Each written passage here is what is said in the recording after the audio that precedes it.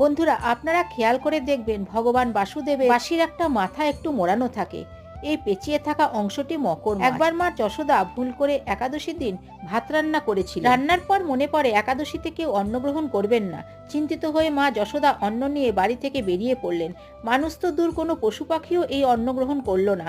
ভারাক্রান্ত মনে একটি জলাশয়ের কাছে বসে থাকলেন। এমন সময় তিনি জলাশয়ের মধ্যে একটি মকর মাছ দেখতে পেলেন। তারপর মা যশোদা মকর মাছের কাছে সেই ভাত খেয়ে নেওয়ার আবদার জানালেন। উত্তরে মকর মাছ জানায়, একাদশী তিথিতে অন্ন ভক্ষণ করলে সে সহস্র পাপের অধিকারী হবে, আর সেই পাপ থেকে মুক্তি পেতে তার কৃষ্ণের সাহায্যের প্রয়োজন। কৃষ্ণের বাঁশিতে স্থান দিলে মকর মাছের পাপ মোচন হবে। যশোদা রাজি হলে মকর মাছ সব অন্ন গ্রহণ করলো। মা যশোদা ঘরে এসে কৃষ্ণকে বললেন, একাদশীতে এই মকর মাছ সমস্ত অন্ন গ্রহণ করে আমাকে পাপ মুক্ত করেছে আর নিজের সহস্র পাপের অধিকারী হয়েছে। তুমি এই মকর মাছকে তোমার বাঁশিতে স্থান দাও আর মকর মাছকে পাপ মুক্ত করো। তখন শ্রীকৃষ্ণ বললেন, আজ থেকে মকর মাছ সর্বদা আমার বাঁশিতে স্থান পাবে।